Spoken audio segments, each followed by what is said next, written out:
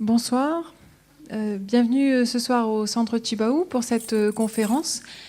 Nous avons le plaisir d'accueillir ce soir Gilbert Théin et Patrice Gaudin qui nous font le plaisir de venir nous parler de la Grande Case. Donc cette conférence se situe dans le cadre de l'exposition que vous avez sans doute pu voir dans l'allée centrale où nous avons reproduit des documents issus de la médiathèque, des documents anciens et des documents plus contemporains, des images mais aussi des textes assez variés, tirés de livres écrits par des anthropologues, mais aussi tout simplement de romans, de nouvelles, de poésie, etc., pour donner une image assez variée de cette grande case. Je vais tout simplement laisser la parole à nos deux spécialistes qui vont nous expliquer de ce dont il s'agit, comment la grande case est structurée, l'organisation sociale autour de cette construction. Et puis ensuite, vous aurez bien entendu l'occasion de converser avec eux. Et à ce moment-là, donc, on vous passera des micros. Voilà, merci Patrice, merci Gilbert, et à vous la parole. Merci de nous donner la parole et encore une fois, merci à vous. Tout d'abord, je veux m'humilier devant des grands personnages comme vous ce soir parce que vous avez fait le déplacement. Pour certains, c'est certainement une habitude, pour d'autres, pour des motivations on ne sait pas, pour venir écouter un simple homme comme moi. Parce que je vais vous dire que lorsque la conférence a été presque décidée, Patrice était encore en France. Et j'ai eu vraiment un petit peu peur de dire oui, mais j'ai dit oui quand même s'il n'est pas là, j'aurais pu le faire. Non pas pour prouver ou manifester la grandeur de ma connaissance, parce que je ne suis rien du tout, mais c'est tout simplement pour dire oui et honorer la parole de ce centre qui nous invite et qui nous fait ce grand honneur de nous inviter pour la deuxième fois, pour ceux qui sont venus la dernière fois. Ceci pour vous dire que mon introduction va être très, très courte, même si j'ai écrit sur plusieurs feuilles, mais j'écris gros pour tricher un peu, pour faire plusieurs pages. Mais mon introduction va certainement durer 5 à 10 minutes, mais c'est une introduction où je fais confiance que Patrice ensuite développera la partie plus scientifique et l'analyse. En deuxième point, je veux, toujours pour mon introduction, dire que il n'est toujours pas évident pour des gens comme nous, quand je dis nous, c'est nous qui sommes d'ici, les gens qu'on appelle ici les Kanaks, les premiers occupants, de parler de notre culture. Parce qu'on la vit et on parle avec un autre langage. Que dans une conférence, il faut l'exprimer avec plus d'ouverture pour que l'auditoire puisse comprendre et en fait puisse se retrouver. Parce que pour ce soir, il s'agit de cases. Et ce soir aussi, nous sommes dans une des cases. À Yengen, quand on dit case, la maison, en émi, on dit Doung. Dou qui veut dire vrai et Nga qui veut dire maison. Et puis, quand on dit construire la case, parce que la case, elle ne pousse pas comme ça, il faut la construire, on dit paroing. Ça veut dire faire debout la maison. Le terme, la traduction difficile. Faire debout la maison. Le même terme, on le dit aussi quand on met un chef, quand on nomme un chef. On dit, quand on intronise un chef, on dit paroidam. Et c'est simplement ça qui a motivé ma curiosité pour dire pourquoi on dit la même chose pour l'intronisation du chef et pour la construction de la case. C'est tout simplement ça. Et puis, la deuxième chose qui m'a intéressé, c'est que quand on dit construire la maison par Oginga, c'est que la maison, elle ne se fait pas par elle-même. C'est qu'il y a besoin des mains des hommes. Et je me suis dit que même si on dit comme ça pour le chef, c'est que le chef, peut-être, il ne se dit pas lui-même chef, c'est que c'est les autres qui disent pour lui, ou je ne sais pas. Mais à partir de tous ces questionnements-là, que ça m'est arrivé, ça m'a amené à poser toutes les questions et essayer d'apporter des réponses. Alors, je répète, les réponses qui sont ici sont les résultats de la recherche que nous avons fait avec Godin, mais en même temps, ils ne seront pas dits de manière très, très littéraire, très académique, parce que c'est aussi un peu en partie de mon vécu, tout simplement, de ce que j'ai pu voir et comment entendre durant ces 45 dernières années. Voilà. Alors, la grande case, Dunga. Dunga, je dis aussi que en émi, on dit que la case, elle soit grande ou petite de taille ou moyenne de taille, elle ne change pas de nom. Elle s'appelle toujours vraie maison. Et puis, elle peut être grande ou petite, et puis elle peut avoir des fonctions variées. Qu'elle peut avoir des fonctions variées, là aussi, elle ne change pas de nom.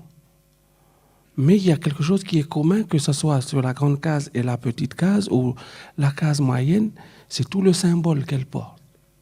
Et je vais tenter après de dire, après Patrice complétera un peu plus loin sur tous les symboles.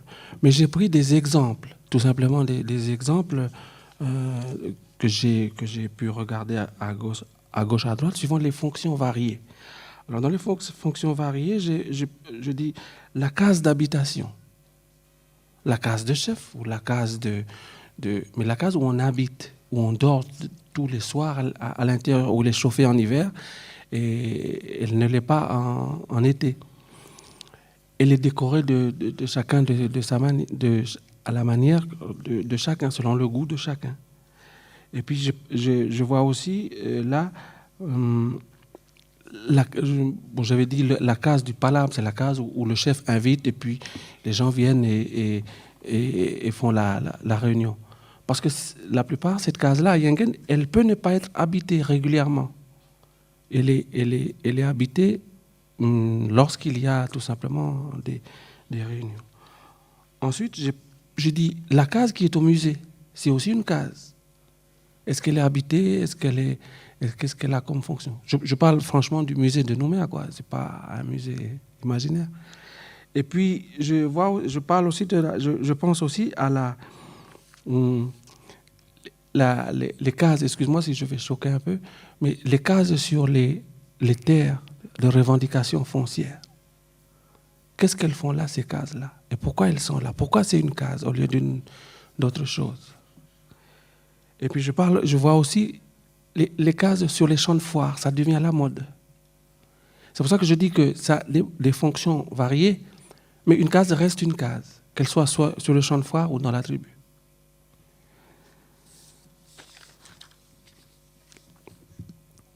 Ensuite, la deuxième partie, c'est le tertre. Le tertre, c'est une bande de terre légèrement rehaussée sur laquelle la case elle est plantée, elle est construite. Et puis, le tertre, en Yengen, on a un nom. En Émi, on a un nom qui s'appelle, on l'appelle Pinga. Et souvent, on entend dire Pinga Hiri. C'est-à-dire, là où il y a l'emplacement, est automatiquement, Hiri, ça veut dire sacré, interdit. Et quelquefois, on se trompe parce que quand on va dans la forêt, quand on marche partout, on trouve très souvent des emplacements de cases, des anciennes cases. Mais là où le tertre il est interdit, c'est quand de l'existence de la case, elle était là, il y a eu des fonctions sacrées. On a brûlé à l'intérieur de la case des médicaments, ou les conques qui ont décoré la case, on ne les a pas enlevés au bon moment et l'herbe qui était à l'intérieur s'est décomposée. Je dis comme ça parce que Patrice dira bien tout à l'heure. Les conques dans lesquels il y a des herbes, ou bien tout simplement il y avait un panier de médicaments où on n'a pas su déplacer pendant le déménagement ou que sais-je. Les gens se sont sauvés, sont partis très rapidement, ils n'ont pas eu le temps de tout déménager. et le panier, il peut être là et il s'est décomposé. Vous savez, quand les substances médicinales se décomposent et se mélangent avec la nature, c'est très difficile après, parce que ça redevient nature, et c'est à partir de là qu'on peut dire que c'est un pinngahiri, c'est un terre sacré. Voilà. Et puis, après, le troisième point, je parle de l'architecture. Je dis ça de manière très grossière. Moi, l'architecture, c'est tout ce qui concerne depuis le poteau jusqu'à la flèche fêtière. Et puis, là aussi, il y a des termes en Yengen. Par exemple, le poteau central, on dit Tiendout. Et le mot Tiendout, j'ai cherché un peu, comment on dit, l'étymologie du mot Tiendout. C'est un peu quelque chose qui veut dire le pourquoi du être debout. Tous le poteau des alentours, je vais dire comme si c'était des hommes. C'est quoi qui motive? C'est tout simplement cette fait d'être debout là, au milieu des poteaux du pourtour de la case. C'est le nom du... Vous voyez, c'est tout ce cheminement-là. À chaque fois que je trouve un mot, je pose la question parce que ensuite on le retrouve dans le langage courant de tous les jours. Et c'est là qui m'a motivé à dire que certainement, si ça correspond, si c'est les mêmes codes que sur la case, l'architecture de la case et le quotidien des gens, c'est que c'est pas séparé. On n'a pas inventé d'autres mots. C'est parce que tout ça, ça va ensemble. Ensuite, il y a l'action de planter le poteau et le poteau central et les poteaux du pourtour. En émi, on dit hili. Et hili, ça veut dire faire un trou dans un endroit dur. C'est forcé, c'est comme une perceuse, l'image de la perceuse. Et après, je me dis, si c'est faire un effort pour planter un poteau, ce n'est pas un effort, c'est ce qui suit après. Que mettre debout quelqu'un, c'est pour certainement faire quelque chose. Et ce quelque chose-là, il n'est pas appelé à être facile, certainement. Et puis, ensuite, je vais simplement ici vous parler de du poteau central et de l'architecture. Et ensuite, le fait de monter l'architecture, l'ossature de la case, c'est encore un mot on dit tambe. Tambenga. Tambenga, ça veut dire faire la charpente de la maison, construire la maison, finir de la. On dit hili honga, planter les poteaux, et tambenga. Et ensuite, ce mot-là, je me suis dit, on le réutilise après dans la vie de tous les jours. Quand quelqu'un est en difficulté et que je viens en aide, je viens pour l'aider, on dit Wantambero. Vous voyez, ça veut vraiment dire ça. Quelqu'un qui est en difficulté, je viens en aide, et les gens disent comme ça. Et puis après, je pose la question, mais est-ce que ça veut dire, c'est le même mot que l'on utilise pour la case? Et les gens disent oui. Quand on s'entraide, on dit Ninpetambene. C'est comme si on se met les uns sur les autres pour faire quelque chose, pour faire la forme de l'architecture de la case. Voilà.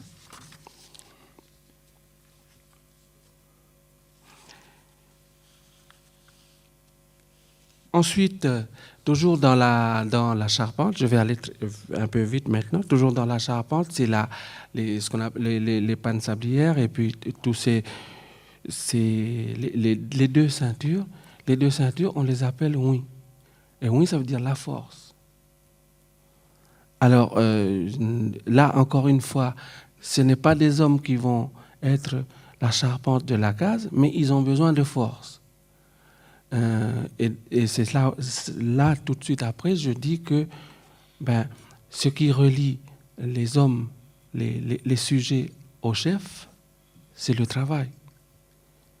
Et ce travail, pour pouvoir faire un travail pour non seulement édifier le chef, mais pour que ça soit réussi, il y a besoin par moment d'un peu et de beaucoup de force. Et c'est les mêmes forces que l'on retrouve sur l'ossature de la case. Ensuite, je parle un peu de la corbeille, mais je laisse toute la place de la corbeille à Patrice. La corbeille, c'est ce qu'on appelle en français corbeille, mais quand on pose la question dans ma langue, on dit mayende, et qui ne traduit pas la corbeille. La corbeille, c'est un panier, si je me trompe pas, mais mayende, c'est la pointe du sangaï. Alors, qui est la pointe de quoi? Et la corbeille, c'est celui qui recevra la flèche fêtière, qui elle aussi est un symbole. Et là, vraiment, pour finir, je parle de il y aura la paille. Et chez nous, c'est la paille, contrairement à d'autres. Nous, c'est la paille et la pognaoli. La paille qui sera la coiffure, et puis la pognaoli qui sera comme la couverture pour bien retenir tout ça au chaud, pardon. Et puis, il y a l'outil, qui est l'outil incontournable dans la construction de la case, qui est le njido, qui est l'aiguille qui va relier du bas vers le haut avec la même liane, la même ligature en liane. Et si cette liane symbolise la parole, il ne devrait pas avoir de rupture entre le bas et le haut, et entre toute l'architecture de la case, grâce à l'aiguille qui est Jido. Ensuite, vers la fin, je vais simplement démontrer aussi par une expression. Quand on pique entre les deux pointes, la première et la deuxième, il y a un mot où on dit handage. Et handage, ça veut dire avance. On avance, si je comprends bien les Français, on avance devant, on n'avance jamais en arrière. Et puis, la construction de la case ne doit pas s'arrêter, elle doit avancer depuis le bas jusqu'en haut avec le lien de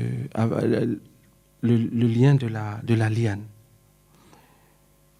Et en conclusion, je dis tout simplement que la répartition des tâches, selon la répartition des tâches, comme beaucoup d'entre vous le savent, la case, elle se fait à plusieurs.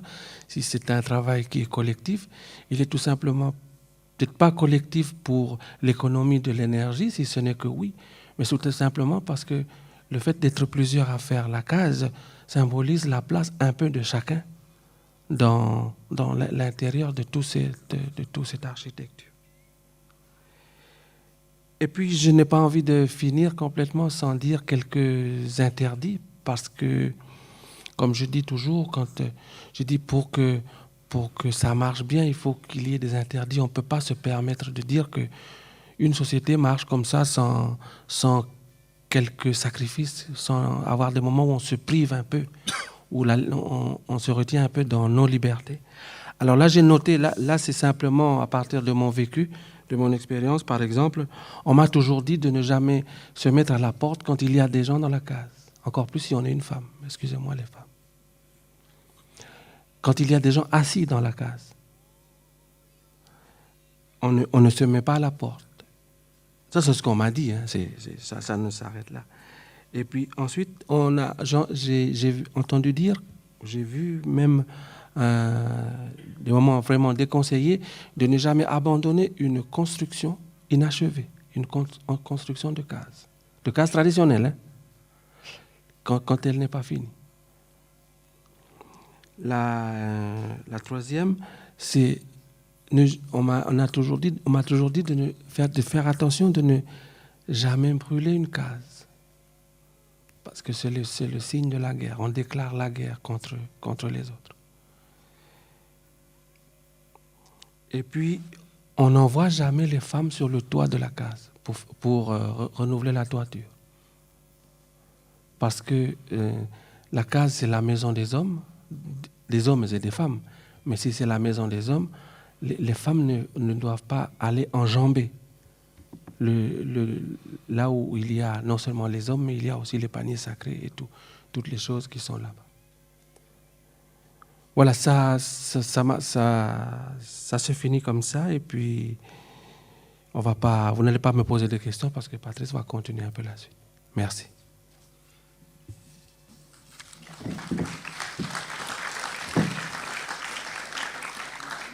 Bien, c'est toujours un peu difficile de parler derrière quelqu'un qui a déjà dit beaucoup de choses. Je vais essayer non pas de compléter, mais d'apporter le regard différent. Moi, je trouve ça tout à fait intéressant. C'est la première fois que non pas qu'on discute de ce sujet-là, mais qu'on parle l'un après l'autre sur ce sujet. Et intéressant de voir comment une même enquête peut être appréhendée ensuite et développée par deux personnes qui ont cheminé ensemble et qui n'appartiennent pas à la même culture. Et je vais sans doute dire les mêmes choses d'une autre façon, puisque c'est la même enquête, et en même temps, forcément, un regard un peu décalé de quelqu'un qui, lui, est obligé d'essayer de traduire ce qu'il comprend et de soumettre ensuite sa traduction à validation des gens avec lesquels il travaille. Il y a sans doute, c'est une chose que l'on peut mesurer déjà à partir de ce qu'a dit Gilbert, pas de sujet plus difficile que celui de la case. En effet, pour nous, une case, c'est une maison. Et je dirais même, d'ailleurs, on devrait s'abstenir de parler de case. C'est un mot assez épouvantable qui nous vient de tout le vocabulaire indigéniste et colonial du 19e siècle. C'est une maison. Et le terme, quand il parle de dunga, la traduction, c'est vraie maison, c'est pas vraie case. C'est l'habitation. Et cette maison, elle est beaucoup plus que ce que ses apparences matérielles laissent soupçonner. En effet, lorsqu'on travaille autour de la grande case, de l'architecture de la grande maison, on s'aperçoit qu'on est bien au-delà du matériel, bien au-delà de l'architecture, ou de ce qu'on entend en tout cas habituellement par architecture.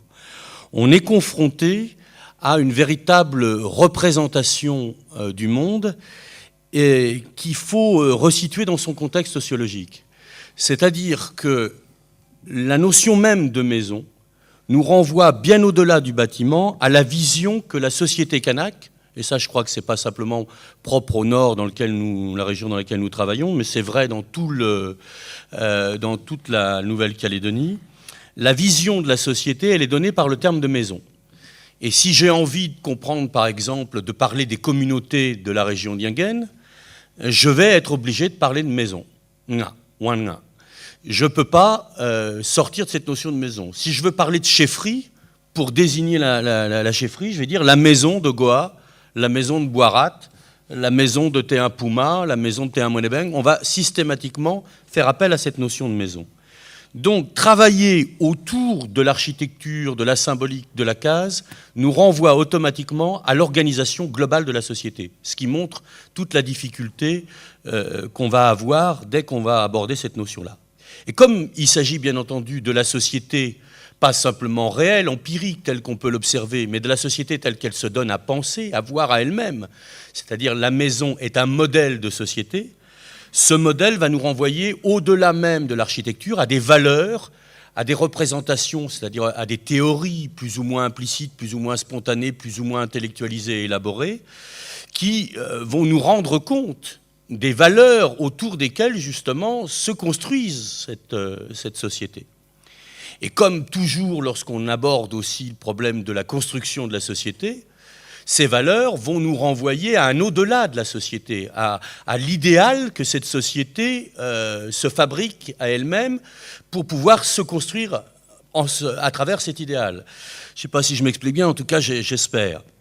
Donc, nous avons derrière cette notion de maison et de grande case, dès qu'on est obligé de l'aborder, une notion qui dépasse l'architecture pour aborder la société la société idéale, et au-delà de la société, ses valeurs et son rapport au monde, au cosmos. Et tout ça se retrouve dans l'architecture de la Grande Case. Et c'est tellement vrai que dès que vous travaillez avec des vieux sur le terrain pour essayer de comprendre un petit peu l'architecture de ces maisons-là, ils vont bien entendu vous donner des informations sur tel bois utilisé pour tel poteau, telle liane pour telle partie de la ligature, etc. Mais très très vite, ils vont extrapoler et vous conduire à une découverte de tout l'univers social Yingen ou de tout l'univers social kanak. Et ça, c'est quelque chose qui ne cesse pas. C'est-à-dire que la case n'est pas simplement, je dirais, le dépositaire d'une tradition, elle est aussi le lieu où aujourd'hui encore les gens vont se rapporter pour essayer de penser leur propre société, leurs propres conditions dans le monde. Il n'est pas hasard si, par exemple, parlant de la communauté de destin, beaucoup d'hommes politiques kanaks vont rechercher à nouveau cette notion de case et de construire la maison commune. C'est parce que, à travers tout ce symbolisme-là, c'est un moyen de penser, y compris l'enracinement contemporain de la société kanak. Ce qui fait que, d'une certaine manière, le travail autour de la case est un travail sans fin. On pourrait continuer aujourd'hui encore à aller chercher dans les discours politiques, philosophiques, littéraires, toutes les images de la case et de voir comment elles sont employées pour essayer de dire quelque chose, pas simplement d'ailleurs de la société kanak, mais de notre monde calédonien aujourd'hui. Alors nous, on va bien sûr être un tout petit peu plus bas dans l'analyse, en essayant de donner un certain nombre de clés concernant la lecture de cette case. À partir du moment même où nous avons dit qu'il y avait là une vision de la société, il est intéressant de s'apercevoir qu'il y a plusieurs mots pour dire la case. L'un de ces mots, ou une de ces expressions, c'est l'expression d'Ouna, c'est-à-dire vraie maison. Mais qu'est-ce que c'est que le vrai qui désigne cette case ? En fait, d'où vient probablement du mot, en tout cas, il y a un rapport où les gens font cette étymologie de façon populaire, de Doun, qui veut dire aussi l'os. C'est-à-dire que c'est la maison vraie dans le sens où elle est la partie dure de l'existence. Et cette partie qui, d'ailleurs, le terme d'où est intéressant parce que vous le retrouvez aussi dans le poteau central qui le Tniedou, dont il a dit qu'il était d'une certaine manière, ce pourquoi on avait construit la maison. Or, d'où, si on le prend à partir de Doun, c'est à la fois l'os, la matière, c'est le squelette, et la partie la plus importante du squelette, qui est la colonne vertébrale. Or, si on l'utilise comme adjectif, on va à ce moment-là l'opposer à deux termes qui ne sont pas le vrai par opposition au faux, mais d'abord l'autochtone par rapport à l'étranger. C'est-à-dire que la vraie maison, c'est la maison des gens d'ici, par opposition à la maison des gens qui sont étrangers, qui sont de l'extérieur, qui ne sont pas du pays. Et puis c'est aussi la maison au sens de la maison des vivants, par opposition à la maison des morts. On parle, par exemple, on dit quelqu'un dont on ne sait pas quand on le croise la nuit s'il s'agit de quelqu'un de réel ou d'un fantôme ou d'un esprit en divagation, on va lui dire « Est-ce que tu es un vrai homme ?» Un Ndukach. Et donc on s'aperçoit que cette maison nous renvoie à la fois au rapport des vivants avec les morts et au rapport des vivants avec les étrangers. Et comme l'expression os pourrait le laisser supposer, cette maison aurait donc tendance à être ce qui identifie des gens vivant d'un milieu à un moment donné par opposition aux morts et par opposition aux étrangers. Or, les choses sont un peu plus compliquées. Parce que rien que pour dire maison, alors la maison au sens de demeure, d'habitation, il y a deux mots dans la langue de Yingen. Il y a le mot nga, qui désigne la maison en tant que bâtiment, c'est-à-dire l'immobilier, les murs, les parois, le sol, le toit, et puis les gens qui vivent dedans. Ça, c'est la demeure. par opposition à tout ce qu'il y a avec l'extérieur. Et puis il y a une autre façon de nommer la maison, qui est Wanga, c'est-à-dire la demeure en relation avec l'extérieur. En effet, Wan, si on traduit littéralement, c'est le trou, la porte de la maison. La porte de la maison, c'est Wanenga, mais on contracte et ça fait Wanga. On va donc avoir une métonymie qui fait que c'est la partie, la porte, qui désigne la maison tout entière. Ce qui veut dire que dans un cas, on peut désigner la maison comme étant quelque chose qui est complètement séparé du reste du monde, le monde des vivants par rapport au monde des morts, le monde des autochtones par rapport aux étrangers. Et puis dans d'autres moments, au contraire, cette maison, par sa porte, va être en relation avec l'un et l'autre, avec le monde des vivants et avec le monde des morts. On a donc deux regards que la société porte sur elle-même à partir de sa maison. Et on va essayer de voir un peu comment ça se passe. L'une des premières choses que nous a dit Gilbert de façon très très claire, c'est que toutes ces maisons donc, quel que soit le lieu où on les construise, vont témoigner de cet ancrage de la société kanak, à la fois dans son identité propre et dans son rapport avec l'extérieur. Un des éléments clés de la construction de la vraie maison, c'est son tertre. La caractéristique de ce tertre, qui est donc un monticule de terre, le plus souvent artificiel, circulaire, qui va être consolidé par un muret de pierre. Parfois, il est naturel et on vient un peu le consolider encore avec des pierres, mais la plupart du temps, je dis c'est artificiel. C'est que ça va ancrer une propriété. C'est-à-dire, à partir du moment où il y a un tertre, il y a un nom qui va être attaché à ce tertre, il y a un homme qui va porter ce nom, et l'homme qui est là est celui qui possède par héritage, par le nom qu'il porte, les droits à la nature qui sont là.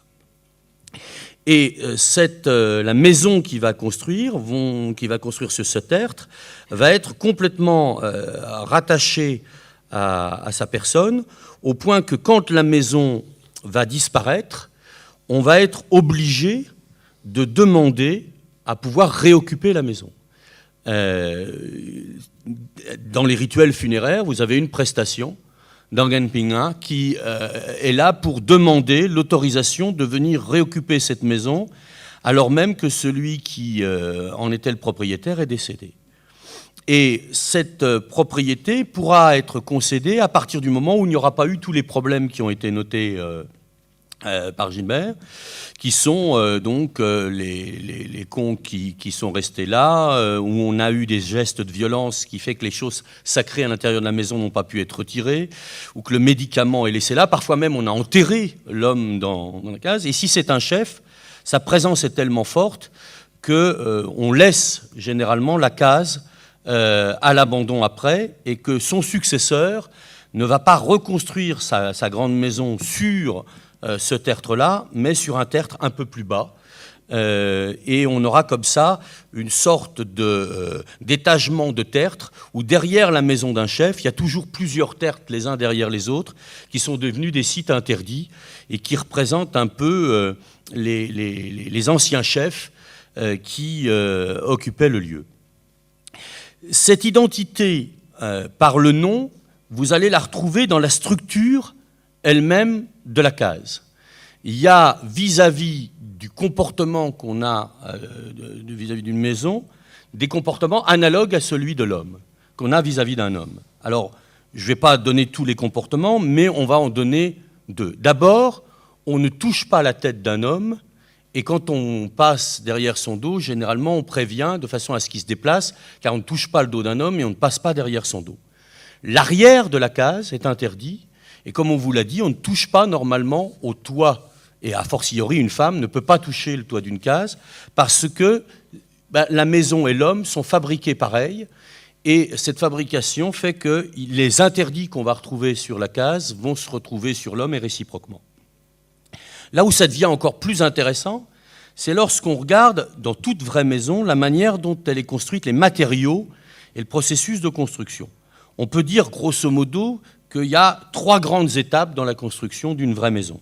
La première étape, c'est la construction de la charpente. Et cette construction de la charpente, elle est le fait des hommes. C'est-à-dire que ce sont les hommes qui vont abattre le bois de charpente et qui vont faire tout l'assemblage de la charpente, les poteaux du tour, la toiture, etc. Ensuite, il va y avoir la pose de ce qu'on pourrait appeler la couverture, au sens large du terme, c'est-à-dire à la fois les parois en peau de niaouli, les murs, et puis les éléments que sont la paille sur le toit.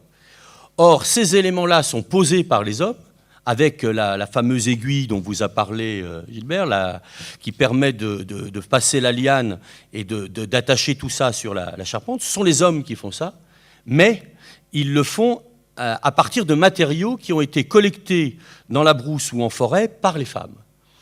Et le troisième point important, c'est la manière dont la maison va être inaugurée. Il y a forcément un rituel très important. Alors, il y a une cérémonie, bon, je ne vais pas vous décrire ça ici, mais dans les éléments importants de cette cérémonie, il y en a un qui est vraiment fondamental, c'est l'allumage du premier feu, qui veut que normalement, la plupart du temps, ça soit l'oncle maternel qui soit invité, on lui fait un petit geste, et on lui demande d'allumer le feu à l'intérieur de la case, et dans le feu qu'il aura allumé, dans la vapeur, ou plutôt la fumée du feu, il va prononcer un certain nombre de bénédictions pour le neveu qui va occuper cette maison. Si on regarde ce processus de construction de la case, on s'aperçoit qu'il est exactement le même que celui de la construction d'un corps humain, ou plus exactement d'une personne. C'est-à-dire que dans la conception yéenne de la personne, il y a trois éléments qui sont fondamentaux, qui sont l'os, qui sont la chair, et qui sont la chair, le sang, et puis l'esprit et le souffle. Et au moment de la conception, on vous dit que la chair, elle est arrêtée, puisque normalement c'est le sang menstruel qui s'écoule régulièrement, et bien ce sang va être stoppé dans sa course par les rapports sexuels que le père va avoir avec la mère, et le sang va venir se fixer autour de l'os, qui vient arrêter le sang et qui va permettre de fixer ce sang autour de cette carcasse pour donner naissance au corps. Donc, on s'aperçoit qu'il y a, comme dans la case, la charpente qui vient permettre à cette peau de se fixer, à cette couverture de se fixer. Et vous ne serez donc pas étonné que le mot pour la charpente et le mot pour le squelette, ça soit le même, c'est-à-dire doun, c'est l'os. Et le mot pour désigner l'ensemble des couvertures qu'il y a autour de la case, que ce soit la couverture de la paille ou encore a fortiori les murs, eh bien, on va dire que c'est la peau de la maison. Et lorsqu'ensuite l'oncle maternel va être appelé pour la naissance de l'enfant par la famille du père, il va faire un geste qui est une prière dans la vapeur de la marmite à Yengen, où il va bénir la vie du petit-neveu ou de la petite-nièce qui vient de lui être donnée par sa sœur, et que lui va remettre ensuite au clan du père, et c'est exactement le même geste qu'il fait au moment de la construction de la maison. On s'aperçoit donc que la construction de toute la maison, elle se fait sur le même modèle que la construction de l'homme. On peut donc dire que la maison n'est pas simplement une habitation de l'homme, c'est pas une chose, c'est un élément constitutif de son identité. Et c'est pas un hasard d'ailleurs si pour tous les hommes, le moment clé, c'est la construction du mariage, où on va construire la maison à cette occasion-là, parce que la maison va donner son identité à l'homme et au couple, dont on va voir comment il vient s'intégrer à l'intérieur de la structure de la case. Alors cette idée, bien entendu, va se retrouver encore plus lorsqu'on va regarder la construction de ces grandes maisons, de ce qu'on appelle les grandes cases, dont vous avez un exemple ici, qui sont ces cases de chef qui pouvaient atteindre plus d'une vingtaine de mètres de hauteur, plus de 10 mètres de diamètre, et qui mobilisaient toute la tribu. Mais là, ce qui est intéressant, c'est que le langage, comme vous l'a dit Gilbert, de construction de la chefferie, c'est-à-dire de dresser le chef, de le mettre debout, le langage de construction de la case Et le langage d'élaboration de la société comme un tout, c'est le même. C'est-à-dire dresser, mettre debout à la fois le chef, la case et la société. Et en fait, c'est à travers le processus de construction de la case, qui est l'élément clé d'ailleurs, ou était en tout cas autrefois l'élément clé des cérémonies d'investiture des chefferies, qu'on construisait toute la société. Cette chose-là, on le voit dans le sens, par exemple, où le chef va être systématiquement assimilé au poteau central de la case. Or, comme vous le savez, la plupart des chefferies, en tout cas dans la région Haute-Mawab, dans l'aire Haute-Mawab du Nord, eh bien, sont des chefs dits étrangers. Et on va chercher le poteau central, on va le chercher à l'extérieur du lieu qui est là, parfois même très très loin. Il y a dans la région, alors là, Paichi, Timouï, des véritables itinéraires où on va dans des tribus voisines pour aller chercher le poteau central et le ramener jusque-là et le poser sur le tertre. Le chef étranger va être accueilli pour qu'il devienne le centre de la case par deux groupes de personnes. Le groupe de celui qu'on appelle son porte-parole, qui sont parmi les clans anciens accueillants, et l'autre groupe qui est très important, c'est celui de ceux dont on dit qu'ils plantent les poteaux de la case. C'est-à-dire qu'ils vont faire les rituels pour la construction de la case. Et ensuite, tous les sujets qui vont être là vont être assimilés, les clans sujets, à des poteaux de la case. Et souvent, dans le processus de construction, chacun des clans ou sous-clans qui va constituer la chefferie vient apporter une partie des matériaux. Alors souvent, c'est un poteau, une partie des lianes, une partie de la charpente, etc. De manière à ce que la case étant terminée, on ait véritablement un organigramme de toute la société à travers même la structure de la case. Alors cet organigramme, vous le connaissez souvent parce qu'il a été décrit. Le chef est au centre et le poteau central. Les clans sujets sont autour. Mais les choses sont en fait bien plus compliquées que ça. Parce que les liens entre ces poteaux, comme vous l'a dit Gilbert, nous renvoient à toute une série de conceptions. Il a dit par exemple les ceintures et ce qu'on appelle la panne sablière, c'est-à-dire la ceinture qui se trouve au bas du toit de la case et qui relie à la fois tous les chevrons de la case, mais aussi ces chevrons au poteau du tour de la case, sont des éléments qui sont assimilés à la notion de force.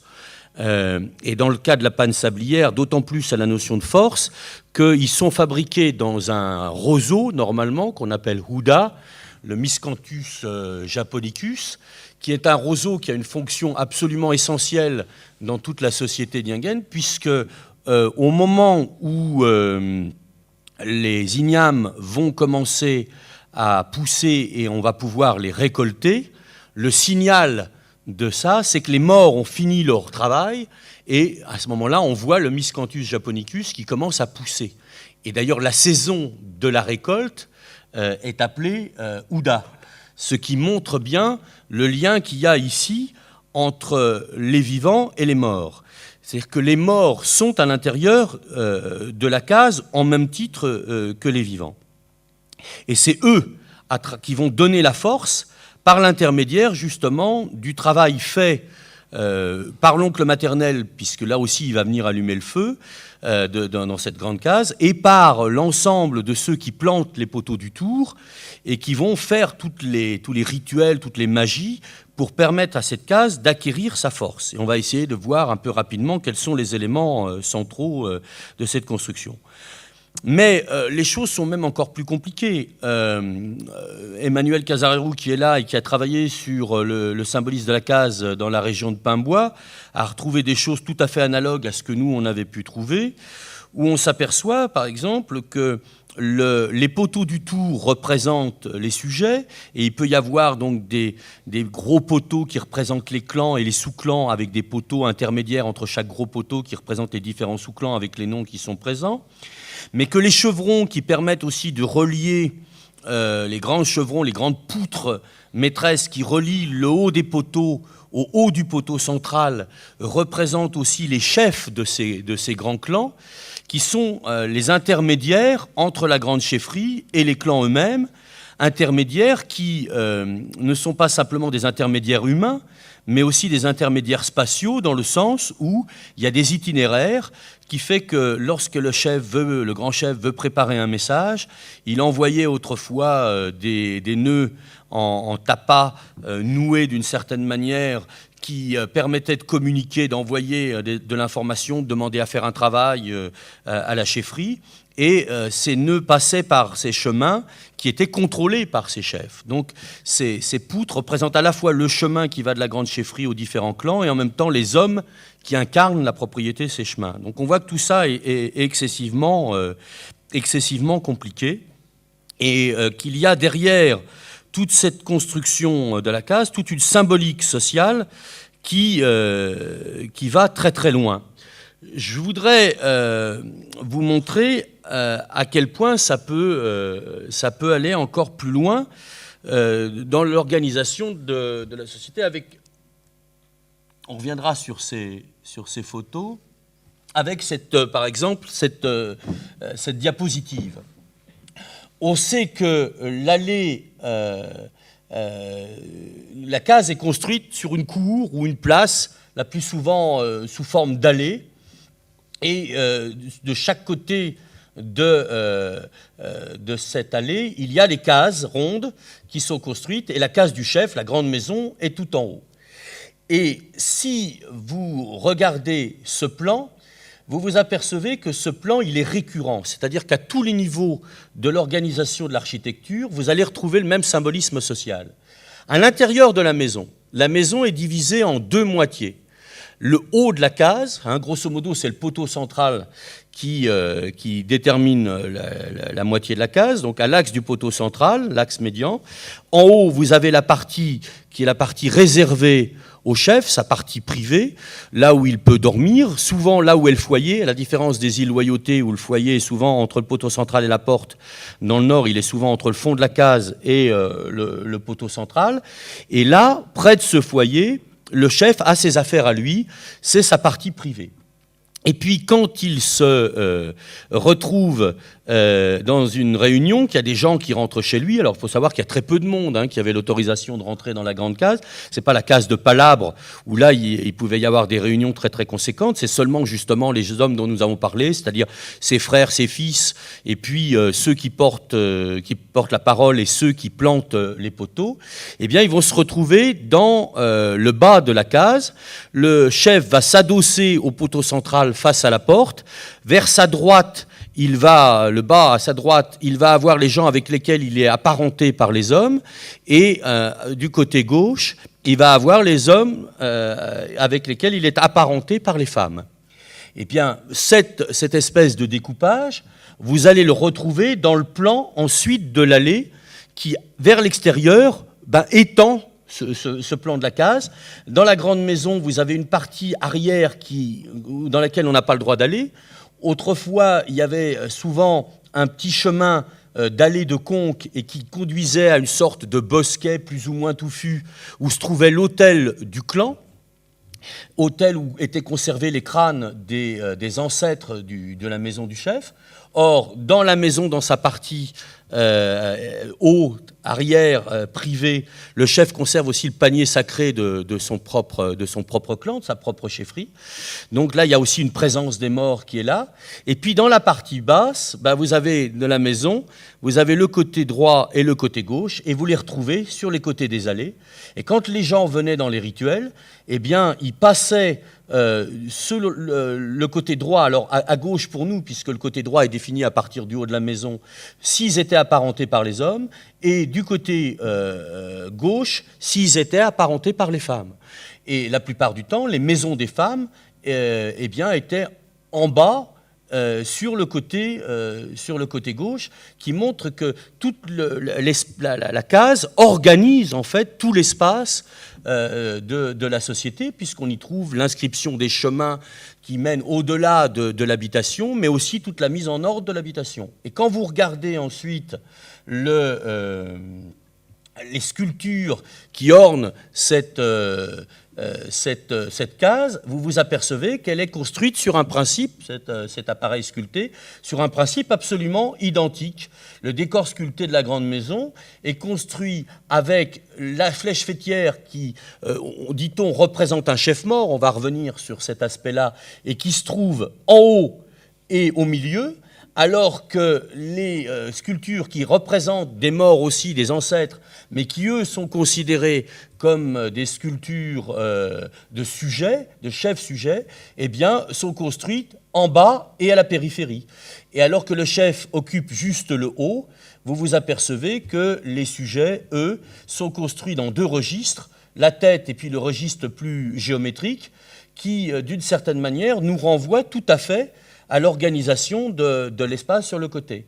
Et vous aviez souvent une barrière qui fermait, légère, qui fermait le bas de l'allée, qui bien sûr n'est pas représentée ici, et qui est représentée là par le taboap, c'est-à-dire cette figure dont on dit qu'elle regarde les gens qui arrivent, et on voit que la sculpture eh bien, est totalement construite sur le même modèle. On a donc vraiment toute une représentation de l'organisation de la société, que là je ne peux faire qu'évoquer, parce qu'on n'aurait pas le temps d'abord de tout présenter, et puis on serait forcément partiel, parce qu'il y a des variations d'un endroit à un autre, mais on a toujours comme ça un symbolisme extrêmement fort de l'organisation de la société à travers la case.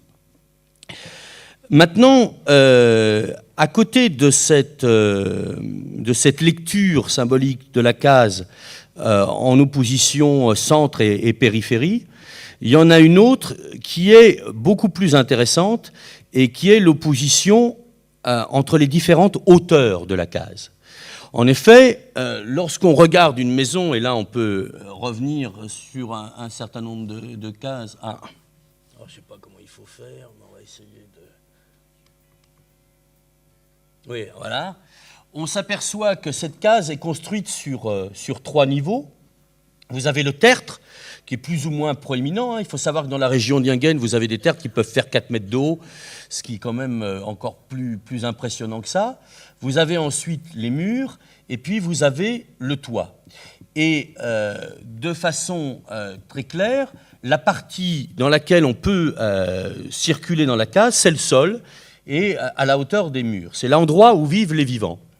La toiture est considérée comme un lieu sacré, interdit, on vous l'a dit, parce qu'il est assimilé à la tête de l'homme, mais c'est aussi parce qu'à l'intérieur de la toiture, vous avez normalement la fumée du feu qui vient stagner.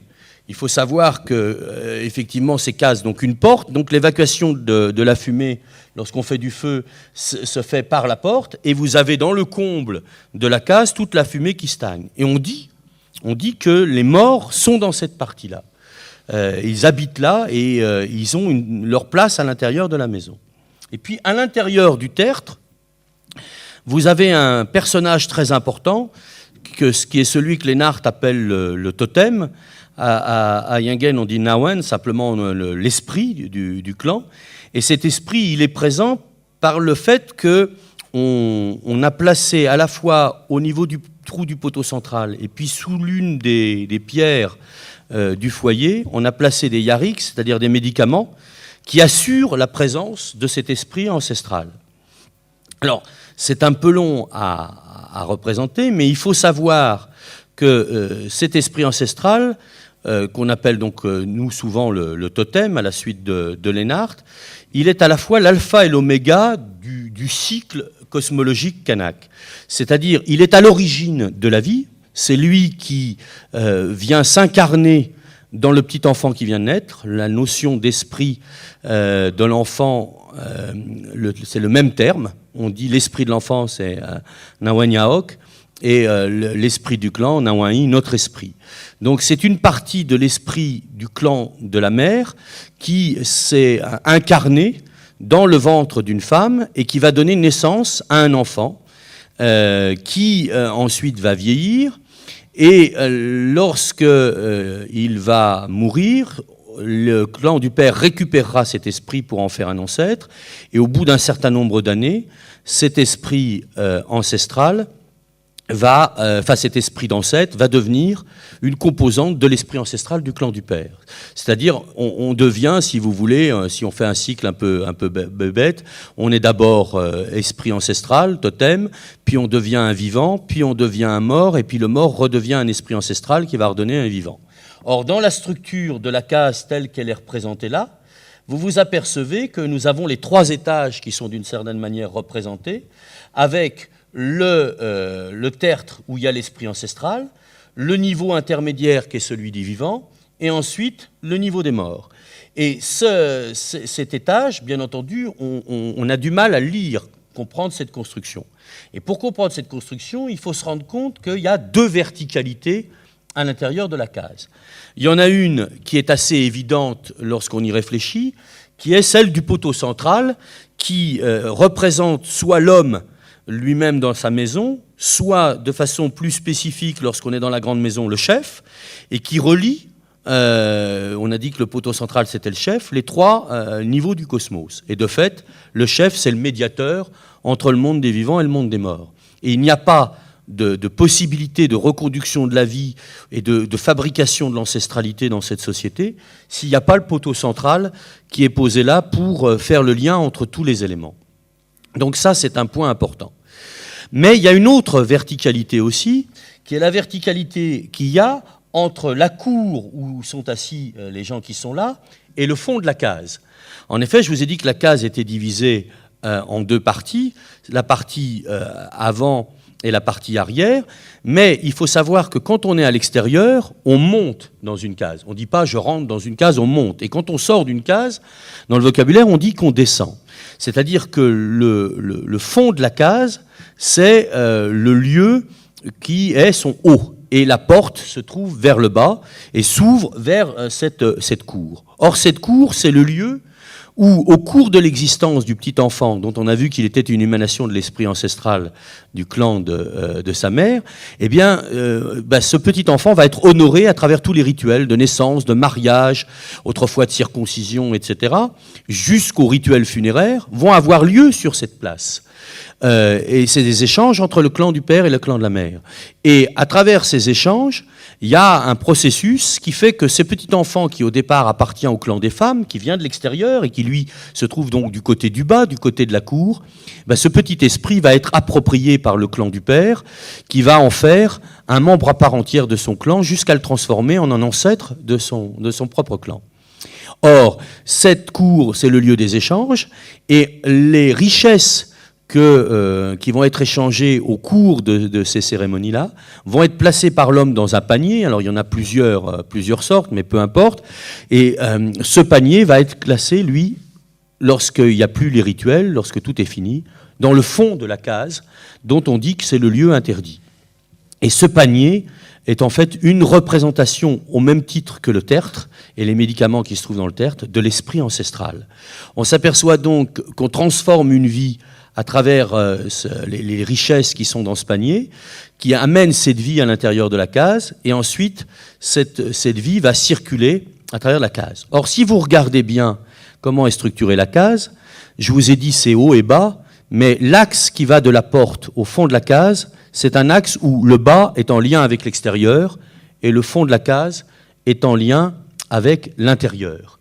Or, l'axe central du poteau central, justement, eh bien, il est inversé. C'est-à-dire que le poteau, il est intérieur, mais dans le bas, et il s'ouvre vers le haut, selon des dispositifs qui vont être variables, mais que vous pouvez voir ici, en fonction du fait que vous êtes dans une maison de chef, ou au contraire, à gauche, dans une maison d'homme, une douna toute simple. Dans le cas de la maison qui est dite douna, vous avez le poteau central qui se termine sans véritable système d'accroche, et on va mettre des gaulettes sur ce poteau central qu'on va couder, et c'est sur ces gaulettes ensuite que les chevrons ou les poutres vont venir s'accrocher selon le dispositif que vous voyez ici. Et à Yingen, ce dispositif s'appelle le col de la marmite, dont on a vu que la marmite tout à l'heure, c'était pas simplement là aussi une marmite en terre, une poterie, mais un élément rituel important, puisque c'est dans la vapeur de la marmite que l'oncle maternel va venir prier pour accrocher l'esprit de son enfant, de son neveu, du fils de sa sœur, au moment de la naissance. Donc, on assimile ici le haut de la case au haut de cette marmite, qui montre bien que nous ne sommes pas ici simplement dans un dispositif technique, mais dans une porte, littéralement dans un sas, qui est en fait la porte extérieure haut, qui est celle des morts, l'endroit par lequel les esprits des morts, tout ce qui vient du monde des esprits, pénètre dans la case et en ressort, par opposition à la porte, elle, extérieure bas, qui est celle par où les vivants, eux, passent pour rentrer ou sortir de la case. Donc on voit ce dispositif-là, et ce dispositif devient beaucoup plus fort lorsque, ensuite, on est au niveau de la chefferie, puisque vous avez là un dispositif beaucoup plus solide, et sur lesquels vient non seulement se poser les chevrons, comme dans le dispositif précédent, mais aussi s'encastrer la flèche fêtière, dont on a dit qu'elle était la représentation d'un chef mort.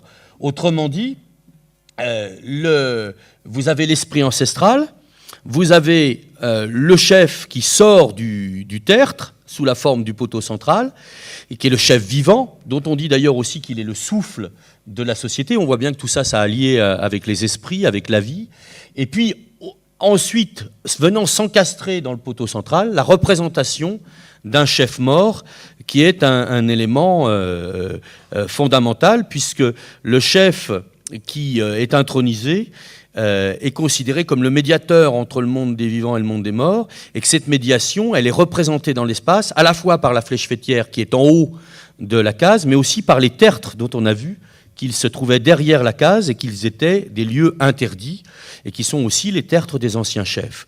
Autrement dit, c'est par ces ancêtres chefs que le chef vivant établit le rapport entre le monde des morts et le monde des vivants, et que l'esprit ancestral fait que la vie peut venir, se transformer en ancestralité, puis redonner la vie, tout ça à travers les rituels d'échange, qui passent bien entendu par la médiation du chef, qui en soi n'a pas grand-chose à faire au plan rituel, sinon d'être là, d'être posé comme poteau central, parce qu'il est l'os, c'est-à-dire la structure fondamentale, le milieu de la case, qui permet à toute la société de s'organiser et de rentrer en communication avec le monde des morts. Donc on voit à travers toute cette organisation toute une cosmologie qui est en train d'apparaître. Alors je vais essayer de faire... Alors c'est pas celui-là, non, alors attendez...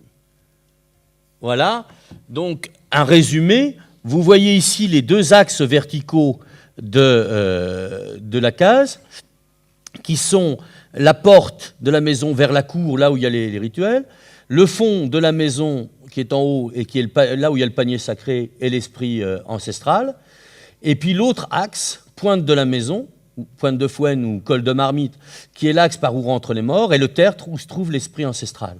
Le chef, lui, étant le poteau central, se trouve à la croisée de ces deux axes-là, et il est véritablement l'acte du cosmos, autour duquel pivote toute la société. Alors, on a déjà vu qu'il y avait un symbolisme social très très fort, et il y a un symbolisme cosmologique aussi très très fort.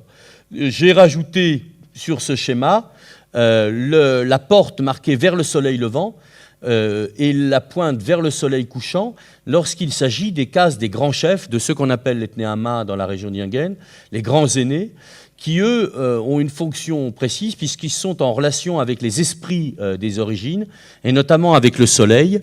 Or le soleil, c'était autrefois dans la cosmologie ancienne le véhicule des morts. C'est-à-dire on raconte que autrefois les morts allaient dans un pays sous-marin qui s'appelle Tidouan. Ils n'y vont plus depuis la christianisation, mais il y a encore des morts qui dansent, on dit, au pays de Tidouan. Et quand ces morts, le jour se lève, eh bien ils suivaient, et ils suivent encore d'ailleurs, puisque on peut attraper des maladies si on ne fait pas attention et qu'on est sur leur passage. Ils suivent la course du soleil, ils remontent à la surface de la mer, ils remontent ensuite le long des rivières jusque vers les sites interdits qui sont du côté de la montagne. Et puis quand le soleil redescend, ils redescendent le long des rivières pour aller passer la nuit à Tidouan, au fond de la mer. Et cet axe du soleil eh bien, est aussi celui de la construction de la case des grands aînés, des grands chefs, qui ont ce rôle tout à fait particulier d'être aussi les maîtres de la route du pays des morts, route qui est symbolisée non seulement dans leur cas par la flèche fêtière, mais également par la figure du masque, sur lequel on n'a pas le temps de s'éterniser ici. Mais en tout cas, voilà un certain nombre d'éléments qui montrent comment, à travers la case, vous avez toute une symbolique extrêmement riche qu'on pourrait, je dirais, analyser encore un peu plus que nous ne l'avons fait ici, mais qui vous montre comment, à travers ce qui est en apparence un processus technologique anodin, le fait de poser une case ronde, eh bien, c'est toute une société qui se construit et se pense à travers ces gestes techniques qui sont aussi des gestes rituels et des gestes qui ont donc une efficace qui dépasse largement l'aspect utilitaire pour nouer des rapports entre les hommes et nouer des rapports entre les hommes et le monde dans lequel ils sont. Je ne sais pas si tout ça est suffisant, mais on va terminer par une sorte de dicton de Juan Falic. Gilbert a écrit un livre sur les Juan Falic, sur des espèces de devinettes et de dictons un peu obscurs qu'il y a dans la région d'Yingen. Et l'un de ces dictons dit « Bamendoup », le muret et la filoche. Ce dicton se dit à la mort d'un chef, en disant lorsque le chef meurt, le muret qui entoure la case et qui donne donc son soubassement à la maison et qui fait la limite du sol, ce muret s'effondre et le sol n'est plus tenu, la terre disparaît sous ses pieds. Doupe, la filoche, c'est bien entendu la filoche au sens calédonien du terme, c'est-à-dire cette espèce de collier ou de petits bois sur lequel on va mettre les poissons ou les coquillages qu'on a pêchés, les poissons en les enfilant par les ouïes, de façon à les porter et à les mettre de l'ordre. Et quand le chef meurt, on dit la filoche se casse, les poissons se répartissent sur toute la surface du sol sans qu'il n'y ait plus d'ordre, et la parole est divisée, il n'y a plus d'unité. Et le doupe, c'est aussi un des noms possibles de la fameuse panne sablière Ouda qui entoure le pourtour de la case, les poteaux entre eux et les poteaux au chevron. C'est donc toute une représentation de l'ordre social et de l'ordre cosmique qui est à l'intérieur de la case. Alors je ne sais pas si ça a été bien clair, je dois avouer que je suis un peu fatigué, un peu crevé, et que j'espère que ça n'aura pas été trop dur pour vous, mais on peut peut-être repréciser un certain nombre de choses à partir de là, et la parole vous appartient maintenant. C'est bon ? Oui, je voulais poser une question à Gilbert Théin. Oui. Même s'il n'apprécie pas. Dans ses paroles, il a dit à plusieurs reprises, on me l'a dit, par exemple, sur les interdictions, on me l'a dit. Est-ce qu'il est possible de savoir si ce on dit se fait implicitement ou explicitement? Est-ce qu'il y a un moment dans l'éducation de l'enfant, quelqu'un est chargé de lui indiquer ce qui est permis, ce qui n'est pas permis? Les premières personnes qui sont chargées, en tout cas en ce qui me concerne, c'est les gens qui nous donnent à manger. Enfin, c'est ma grand-mère qui s'est occupée de me donner du manioc et puis de la parole aussi, quoi. Mais ce sont des choses que si je ne répète pas maintenant, mon fils ne saura pas. Parce que c'est ça toute la difficulté d'être d'ici, avec la recherche, avec l'intellectualisation du vivre, de la façon d'être. C'est qu'on a fait des choses, on nous a dit de faire des choses, mais on ne nous a pas dit pourquoi. C'est seulement quand je suis allé à l'école qu'on m'a appris à dire pourquoi. Le problème aussi, c'est qu'à l'école, quand je posais les pourquoi de ce que j'ai vécu, je ne retrouvais pas. Ils ne sont pas encore dans les livres de l'école à mon époque.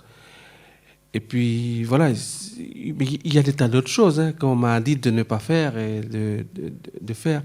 Mais c'est toujours un peu embêtant maintenant de le dire parce que maintenant, on est dans la période justement du pourquoi. Il y a tout le temps un pourquoi.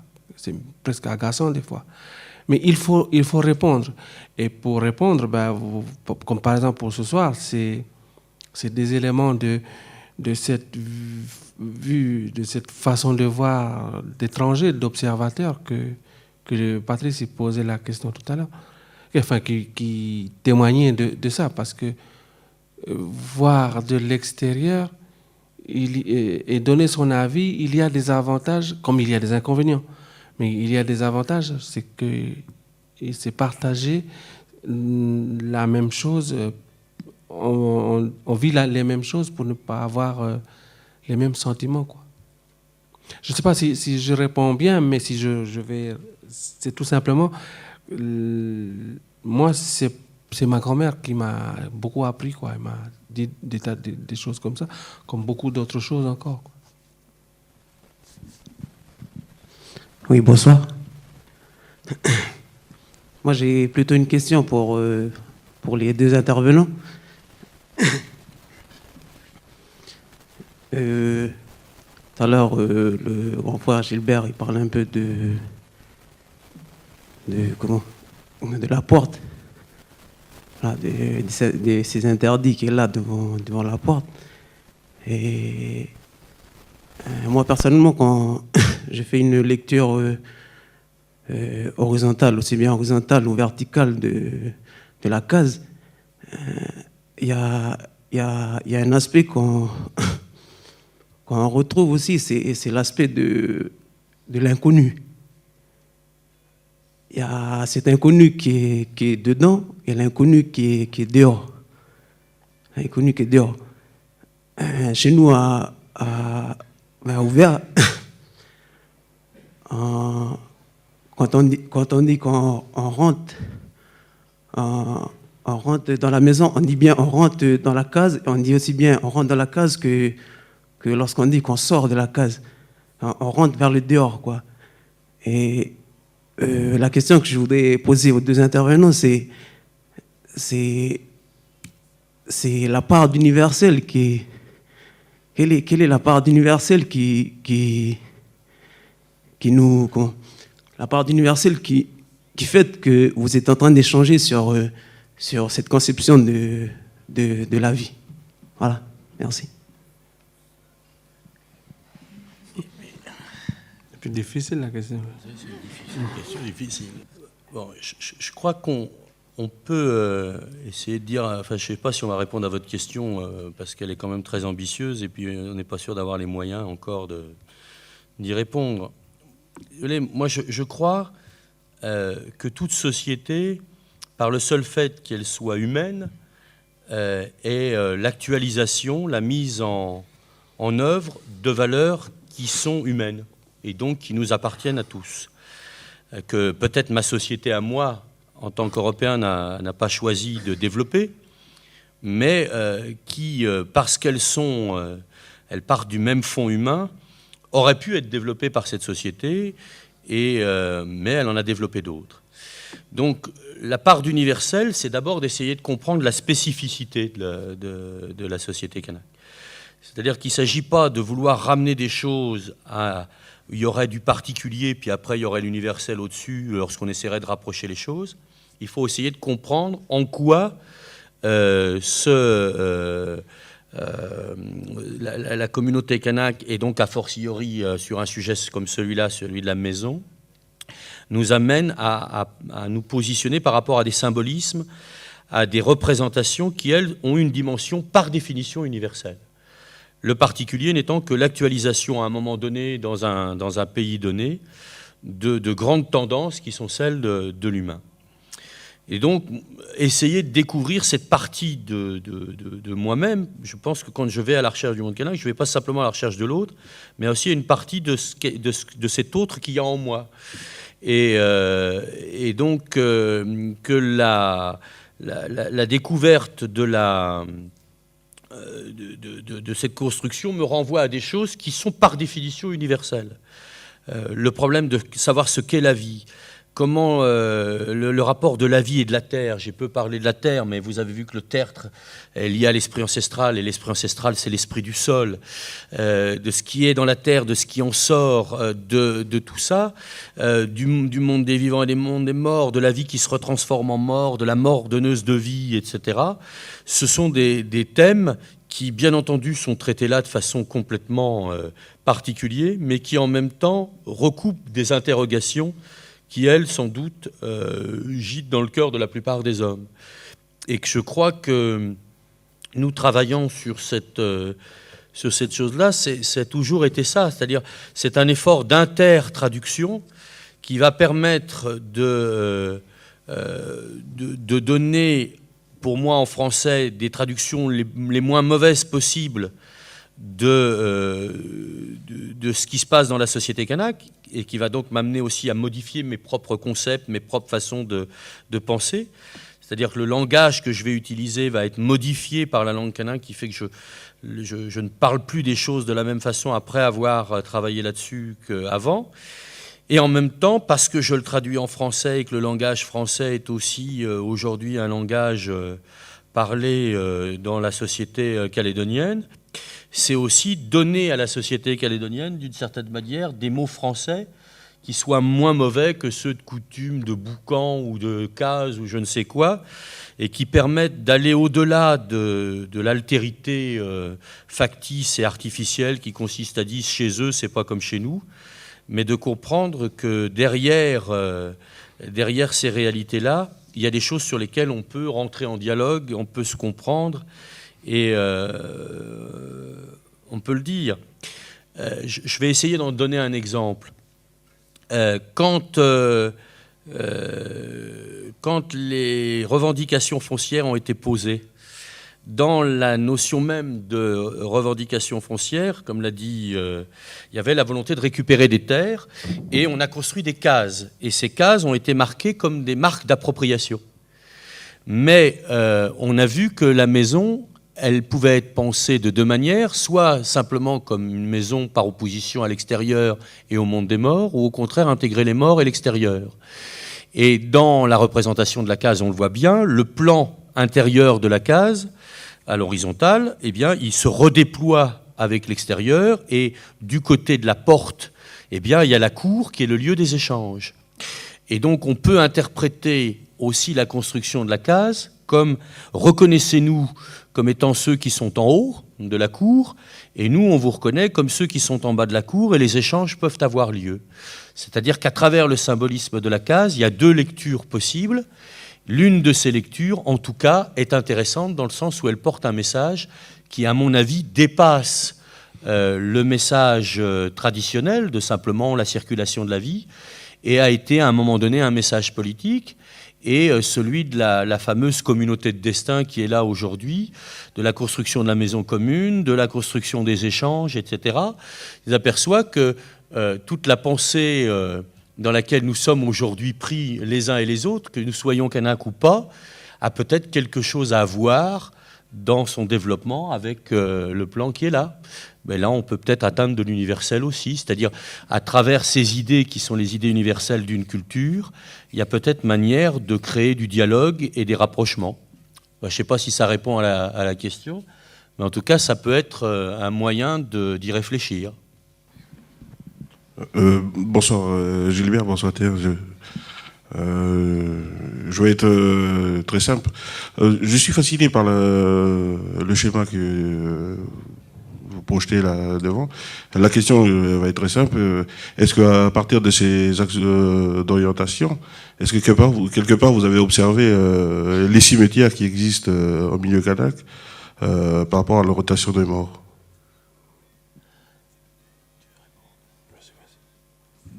Ah oui, c'est assez simple. Les cimetières, ils sont, par rapport à cet endroit-là, ils sont en haut et donc derrière.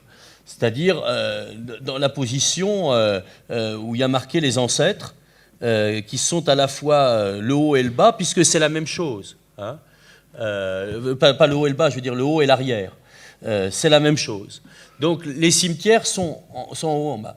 De l'autre côté, vers ce qui est à la fois en bas et vers le devant, tout à fait le devant, on trouvait autrefois des petites huttes qu'on a souvent appelées des huttes menstruelles, que Lénart décrit très très bien, et qui ont existé d'ailleurs encore longtemps, puisqu'on a redécouvert lors d'une enquête, par exemple, que sur Tiedanit, c'était jusqu'en 76-77 qu'avaient lieu ces dernières huttes menstruelles, qui portent un peu mal leur nom dans le sens où c'était le lieu de naissance des enfants, c'est-à-dire le lieu où les femmes se retiraient au moment où elles allaient accoucher. Donc si vous voulez, l'espace, il est représenté de façon tripartite.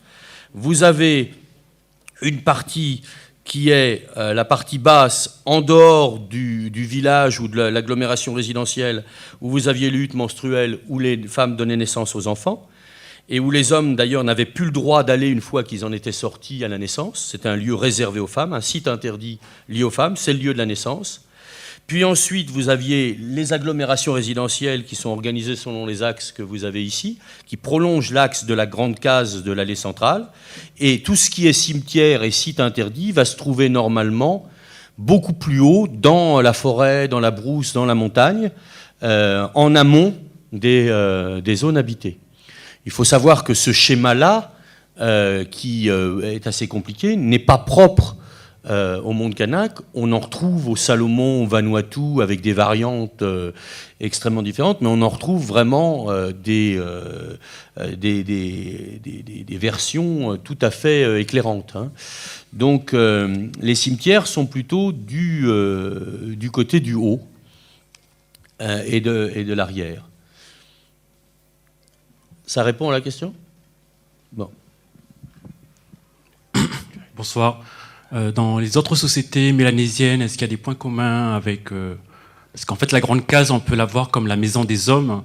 Est-ce qu'il y a des points communs avec d'autres lieux, d'autres maisons sacrées, uniquement fréquentées par les hommes? Je pense à la Papouasie-Nouvelle-Guinée.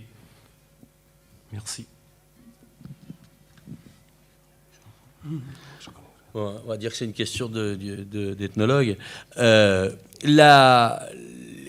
y a à la fois des points de convergence et une différence fondamentale. C'est que la maison d'Ounga est appelée aussi un Ngarayouk, c'est-à-dire maison de l'homme, et ce n'est pas une maison collective, c'est la maison d'un homme spécifique. C'est donc la maison d'un chef ou la maison d'un homme qui est là, et même s'il y a des cases de palabres dans lesquelles on vient, il y a toujours un propriétaire de la maison, et c'est vraiment une habitation individuelle. Alors que les cases des hommes sont construites sur une autre logique, dans des sociétés où il y a des classes initiatiques, souvent avec des différentes pièces qui renvoient à différentes progressions initiatiques, et on n'a pas ça du tout dans cette construction-là. Donc je pense que à la fois on va trouver des symbolismes qui peuvent se recouper avec le poteau central, des choses comme ça. Je pense notamment à la case chez les Kiwai du golfe de Papouasie, qui ressemble par certains, du point de vue morphologique en tout cas beaucoup, à la case kanak, mais avec un symbolisme qui, en ayant les 3 niveaux du cosmos, est totalement différent parce que là, il est lié à l'initiation. Donc je crois qu'il faut se méfier de ça. Ce qui est intéressant, grosso modo, on pourrait dire que la case des hommes, c'est une case qui est un lieu rituel tout à fait particulier, dans lequel les hommes ont leurs secrets. Or là, dans la case du chef, l'organisation entière du village part d'un homme précis, et les choses sont à la fois dans la case et à l'extérieur de la case. Et les schémas de case des hommes que j'ai en Nouvelle-Guinée, mais ça serait un peu long aujourd'hui, puis j'ai pas repotassé ça, montrent qu'on a une structuration de l'espace qui est assez différente. Et notamment, les espaces où il y a des maisons des hommes sont souvent des espaces principalement avec une opposition entre le centre et la périphérie, le village habité et la brousse, qu'on retrouve ici aussi, mais qui joue un rôle beaucoup moins grand que le symbolisme vertical. Il y aurait des comparaisons à faire. Moi, je dois avouer que je ne suis pas en état ce soir de les faire parfaitement, mais je pense qu'il faut se méfier de ça. Ceci étant dit, il y a au moins une chose qui est vraie, dans les deux cas, c'est que pour qu'il y ait société, il faut qu'il y ait une maison. Et ça, c'est un point qui est un point clé de quasiment toute la Mélanésie. Il n'y a pas de société qui se construise autour d'une maison et de sa place. Alors après, comment est investie cette place ? On pourrait dire qu'il y a une diversité des systèmes sociaux. Il y a des systèmes à chefferie, il y a des systèmes où c'est les initiations qui fonctionnent, il y a des systèmes à big man avec des échanges cérémoniels. Et alors, à chaque fois, en fonction de l'organisation sociale, cet aspect commun va être réinvesti, repris complètement différemment selon les sociétés. Alors, il y a certainement des constantes sur lesquelles il faudrait travailler, mais je dois avouer que je ne suis pas vraiment en état de réfléchir ce soir pour donner des éléments de réponse très satisfaisants. Mais en tout cas, c'est un beau sujet sur les transformations d'un cadre formel qui est en apparence très proche et qui en même temps va être utilisé, phagocyté de manière très très différente d'une région à une autre. Il y a à la fois des invariants là et sans doute une grande variabilité, comme souvent en Mélanésie. Juste un peu rajouter que ça, c'est pas tout à fait la même chose, mais c'est simplement pour rappeler l'évolution de l'homme dans cet espace-là. Nous sommes tous des générations, dans les générations, même le début du siècle dernier. Moi-même, mon grand-père n'a plus vécu dans l'allée. C'était son père qui a vécu dans l'allée. Parce qu'on tout de suite, on s'est tout de suite retrouvé dans la dynamique tribu. On disait que, même dans les tribus, comme tout à l'heure on citait la tribu de Hédanit, mais il y en avait d'autres tribus où les femmes ont été sages de faire cette maison d'accouchement. Ben, c'est comme une maternité, à l'écart de la tribu. Mais ça, c'est pour d'autres raisons aussi. Ils y vont aussi quand elles sont impures. Mais c'est pour simplement dire, je vais développer ce que j'ai entendu dire et puis qu'on m'a raconté, mais qui va sembler un peu bizarre, c'est que être un homme, c'est comme débuter dans la vie, c'est comme à chaque fois débuter dans une activité, dans une profession ou dans une autre chose. C'est qu'on commence toujours petit. Et là, on voit bien que c'est plus difficile pour les gens des îles. Excusez-moi, comme chez vous, c'est plat. Ça fait que la notion en bas, en haut, vous avez moins. Et encore moins si vous n'avez pas dans le langage l'opposition. Tandis que chez nous, comme c'est très montagneux, le haut-bas, il se voit très vite. Et quand je parle de l'exemple de Hédanit, pour ceux qui sont venus à Hédanit déjà, quand je dis en bas, vous avez la tombe et puis c'est juste en bas, là, au bord de la rivière.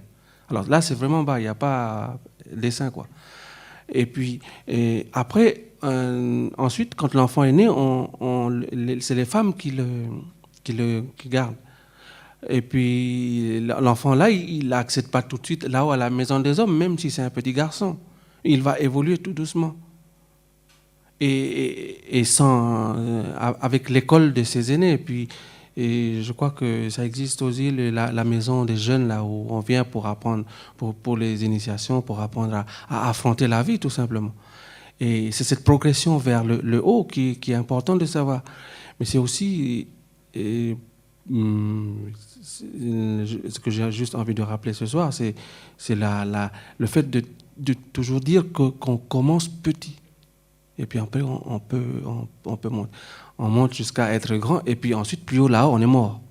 Si on reprend le schéma d'ici, on arrive là, dans la case, c'est la dernière étape, ensuite, c'est le mort. Il y a même une expression qui dit, c'est le soir.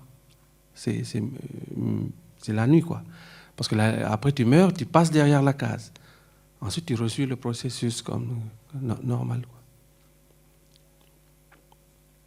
Voilà, c'est juste un petit peu pour redire d'une autre manière, quoi. Hein.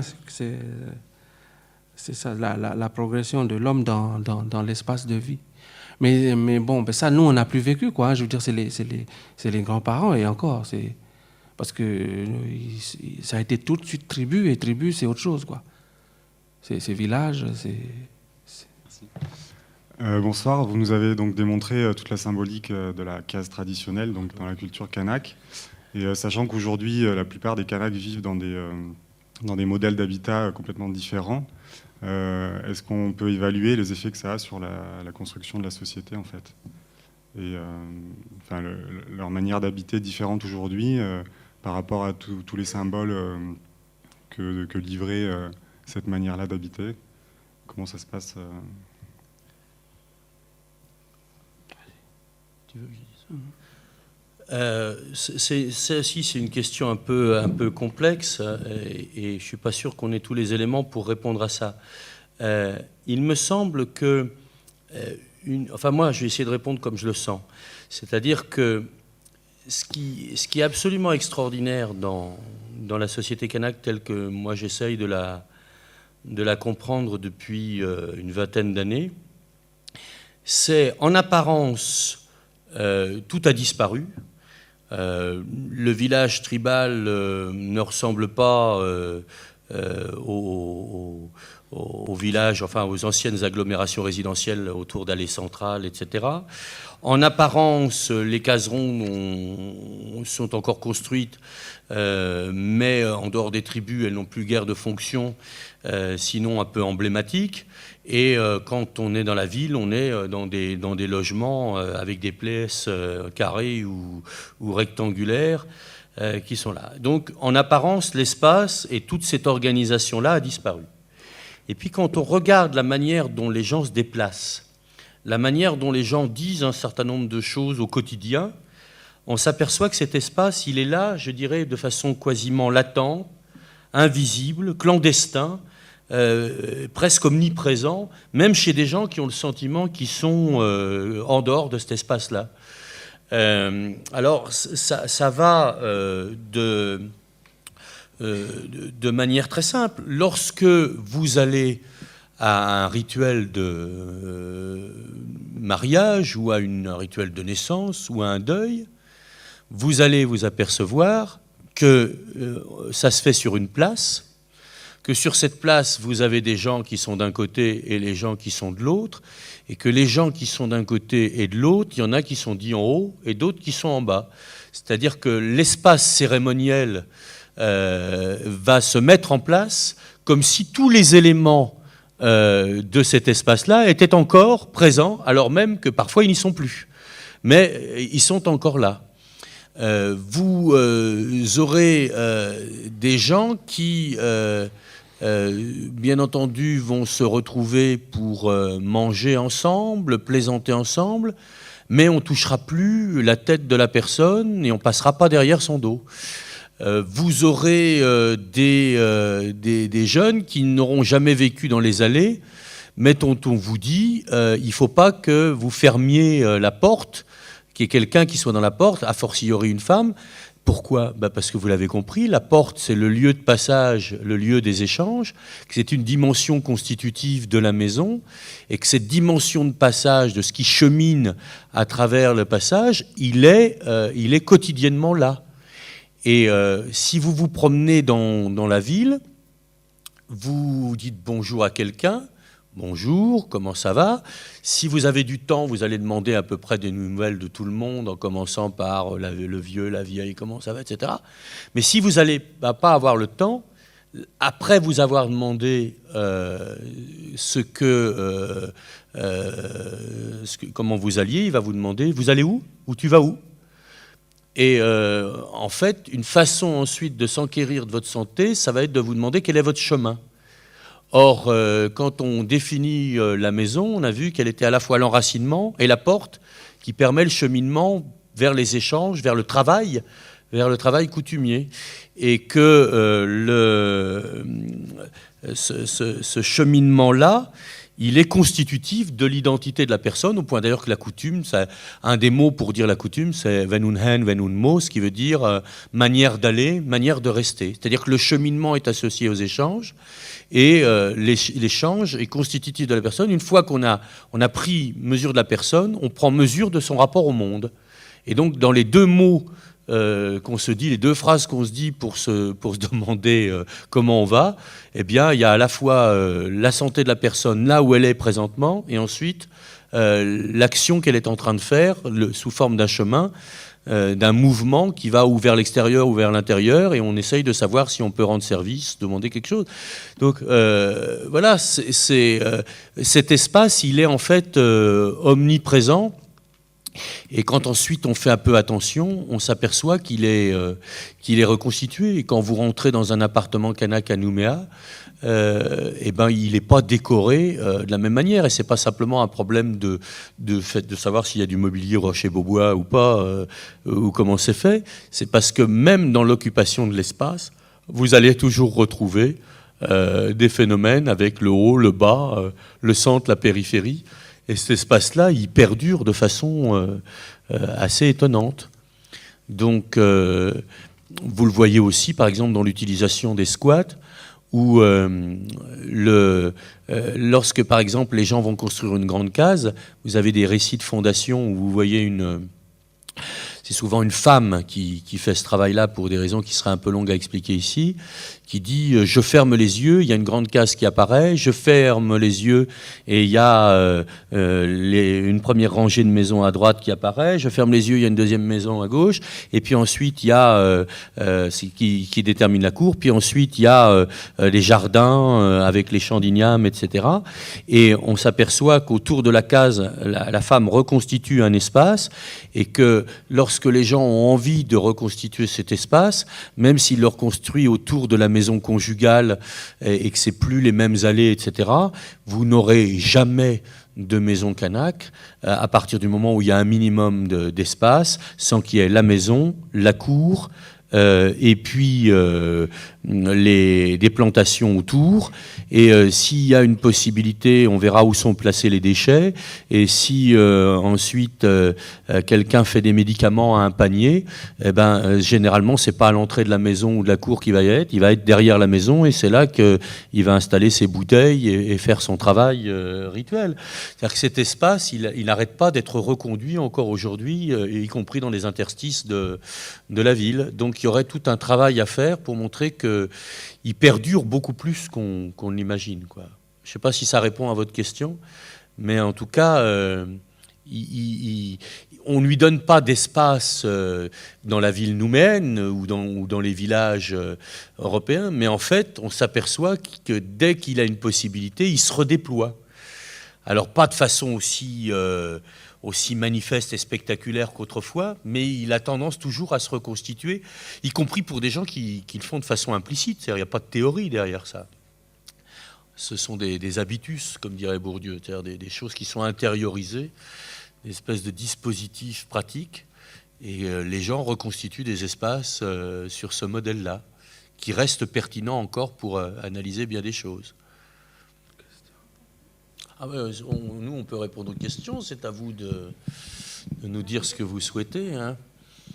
On est un peu crevé, vous avez compris, on est un peu fatigué. Moi, je suis en plein décalage horaire et avec une grippe, ce qui fait que je ne suis pas dans une forme olympique, mais on espère quand même que vous aurez trouvé des pistes de réflexion intéressantes autour de la maison, et qu'on vous aura montré, en tout cas, qu'on a affaire là à quelque chose qui est beaucoup plus complexe que tout ce qu'on dit habituellement, quoi.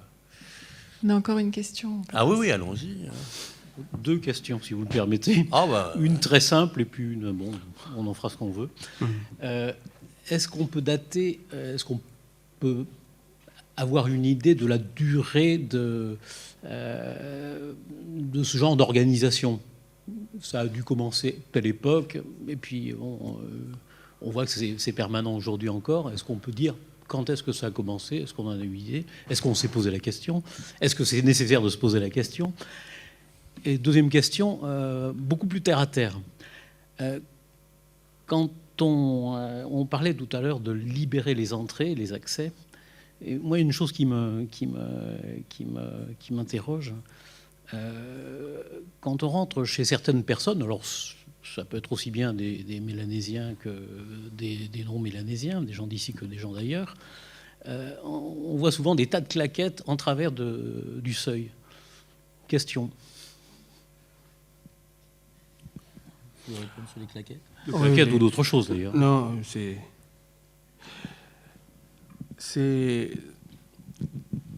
c'est une preuve ce soir que les questions se ressemblent. Ça veut dire que le sujet, il est commun. c'est un sujet qui, il est, en même temps qu'il est difficile, parce qu'on a du mal à l'expliquer, à le mettre en place, mais c'est un sujet commun, parce que qui dit case dit maison. Et ce soir, on n'est pas dehors. Mais pour rebondir sur ça, pour revenir sur les claquettes directement, c'est tout simplement un signe de politesse par rapport à la maison, qu'on laisse nos claquettes dehors. Je ne sais pas, nous on n'a pas posé de questions, mais imaginons tout simplement que les claquettes ne viennent pas, puisqu'à l'époque, il n'y en avait pas. On marchait pieds nus. Mais ça m'est arrivé de faire ça et de ne plus retrouver les miennes après. Parce que... Mais c'est pour dire qu'en même temps, c'est très sérieux ça. C'est très sérieux cette histoire, parce qu'on respecte les gens de la maison. On va laisser nos choses sales dehors pour rentrer avec le maximum dans la maison. Mais c'est aussi le fait aussi de dire que on se dépouille, on se fait petit. C'est ce que je disais un peu tout à l'heure là. Le fait de laisser quelque chose là, pas laisser tout à fait, mais laisser pour reprendre, c'est un peu aussi, si je peux oser ce soir dire, c'est la même chose que le geste que l'on fait quand on rentre chez quelqu'un. On n'arrive pas dans l'expression avec les gros sabots, quoi. Et puis on se fait petit, on arrive. Mais je crois que la raison la plus simple, c'est que tout simplement, il n'y en avait pas. Mais on peut peut-être l'interpréter pour maintenant que l'on porte les claquettes, pour pouvoir rentrer chez les gens. Mais si vous permettez, je vais revenir un peu sur... dire un peu quelque chose que je pense sur la ville et les traditions là, telles qu'on les voit ce soir. De par mon travail, il y a des choses que je me rends compte que on n'est pas maître du temps, mais il y a des choses qu'on dit, on aurait pu bien faire avant ça, avant de lancer tout le processus des accords et tout ça. Parce qu'il y a des choses que l'on découvre maintenant qu'on aimerait bien que ceux qui rédigent les règles tiennent compte. Mais en fait, il n'y en a pas. Parce que on n'a pas pu trouver au bon moment. Mais ce serait pas mal de les avoir pendant la rédaction des paragraphes des lois, quoi, pour pouvoir tenir compte, et surtout pour que l'école se l'approprie. Parce que c'est l'école maintenant qui est qui est la seule maison d'apprentissage.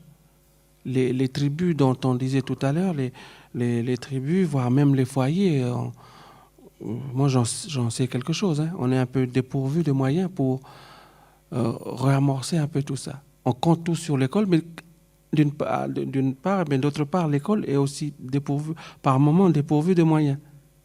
Dont justement ces choses-là, les claquettes, les manteaux accrochés dehors, les claquettes, les choses, avant d'accéder dans la case. Parce qu'on le dit case, parce que c'est le sujet de ce soir, mais ça peut être aussi une villa de Emmanuel Casarero, qui est la villa, mais l'habitant, c'est le Kanak, c'est lui le poteau central de la villa. C'est tout ça. Mais bon, je redis ce qu'il dit, mais je dis d'une autre manière, quoi. C'est ce qu'il a dit, ce que Patrice a dit. Mais c'est simplement parce que je sais que le sujet qu'on traite ce soir, c'est un sujet très, très complexe mais intéressant. Et on espère que, bon, c'est pas le mot de la fin, mais je le dis comme ça, on va repartir ce soir avec une autre vision de la maison, de la case. Permettre, ce qui m'interrogeait, c'est pas trop les chaussures posées à l'entrée, c'est les chaussures posées en travers du seuil. Et c'est ça qui me posait problème.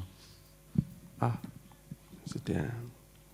Alors là, est-ce que ça a une signification? Est-ce qu'on peut en parler? Est-ce que je ne sais pas? 3 points de suspension, affaire à suivre. Oui, je sais pas. Là, je dois avouer que la symbolique de la claquette ce soir, je dois avouer que c'est très très dur pour moi. Je vais essayer de répondre plutôt à votre deuxième question. Il est clair que les sociétés Kanak ne sont pas des sociétés figées dans le temps et dans l'histoire. et que les organisations dont nous parlons, à travers la littérature orale, à travers tout le travail de collecte des données historiques que l'on peut faire à travers la littérature orale, à travers l'archéologie, on va vers une découverte de plus en plus grande des mouvements et parfois de transformations fondamentales qui ont traversé cette société. En même temps, donc, il nous est difficile pour l'instant de dire est-ce que le plan Lallet est comme ça, est-ce que c'est le XVIIIe siècle ou est-ce que ça existait déjà avant. Ce qui me semble important, c'est que à travers ces organisations, un peu comme je l'ai dit tout à l'heure pour la Maison des Hommes, il y a, lorsqu'on travaille sur l'ensemble de l'ethnologie du monde mélanésien et même plus largement océanien, il y a à la fois une extraordinaire diversité, qu'on retrouve d'ailleurs aussi au plan linguistique et sur tous les autres aspects des cultures, et en même temps, on a le sentiment un certain nombre d'archétypes. Et il est clair que l'espace tripartite, avec le monde des vivants au milieu, et puis le monde des esprits à la fois au-dessus et en dessous, l'aspect opposition entre le centre et la périphérie, la maison et la place et les jardins pouvant être soit des espèces de brousses. Il est extrêmement intéressant de ce côté-là, par exemple, d'opposer la place des jardins aux îles Loyauté et sur la Grande Terre. Si vous regardez ce que c'est qu'un billon d'igname, c'est un modèle d'organisation plantée qui reprend tout à fait le modèle de l'espace habité. C'est-à-dire que le jardin est une sorte de duplicata de l'espace habité et les plantes comme les hommes sont ordonnées selon la même logique. Aux îles Loyauté, on vous dit souvent les jardins, parce que nous sommes sur une roche madréporique, les jardins sont dans un état beaucoup plus confus à la lecture, parce que comme on est la roche madréporique, on plante là où il y a des trous. C'est vrai qu'il y a des raisons pratiques à l'organisation du jardin, certainement aux îles Loyauté comme ça. Mais le jardin des îles Loyauté, il est beaucoup plus, lorsqu'on le regarde, connoté par la brousse. Et on s'aperçoit qu'en Océanie, les jardins vont être soit effectivement organisés sur des modèles qui sont les modèles habités, soit sur les modèles au contraire de la brousse. Donc où est le jardin ? Il me semble qu'aux îles Loyauté, il est beaucoup plus du côté du sauvage et du côté de la brousse, et qu'il y a là toute une symbolique qu'il faudrait étudier, alors que du côté de la Grande Terre, il est beaucoup plus du côté de l'habitat. Tous ces problèmes-là, malgré toutes les variantes qu'on peut imaginer, mais quand on voit ensuite, si on pense aux expansions de l'ère austronésienne à Madagascar ou dans certains pays de l'Asie du Sud, du Sud-Est notamment, Vietnam, Cambodge, etc., où il y a des sociétés qui sont cousines des sociétés du Pacifique, eh bien on s'aperçoit que tous ces thèmes reviennent. Et donc probablement la réponse, si vous voulez, n'est pas très satisfaisante. Ce modèle précis, c'est difficile de dire exactement de quand il date, mais par contre, l'ensemble des données autour duquel il se construit, des logiques symboliques autour duquel il se construit, elles ont au bas mot 4000 ans. Voilà. Et pour les claquettes, je suis désolé, mais je ne suis pas à même de répondre à cette question. Voilà. Je pense qu'on va peut-être conclure sur cette réponse. Donc, je tiens à vous remercier tous les deux pour cet éclairage qui est très précieux, puisqu'on l'a bien vu, ces choses-là ne sont pas forcément visibles à l'œil nu. Et même en parcourant l'exposition de l'allée centrale, les photographies anciennes, on voit la case un petit peu privée de tout ce contexte dont on a parlé ce soir. Donc merci beaucoup à tous les deux pour cette intervention et pour vos questions aussi.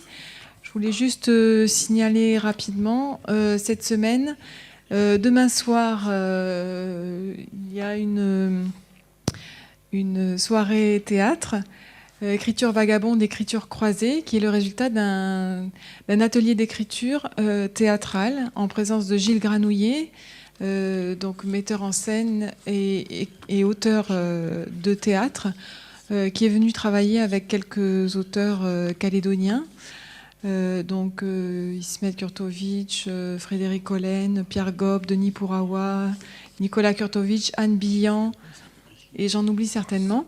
Et donc ces textes seront mis en espace demain soir à 18h, ici au Centre culturel, ainsi que mardi prochain à 20h. Et en fin de semaine, donc vendredi soir et samedi soir, nous avons le Wedge dans cette salle. Voilà. Je finis tout à fait en remerciant nos intervenants. Merci. Merci de votre patience.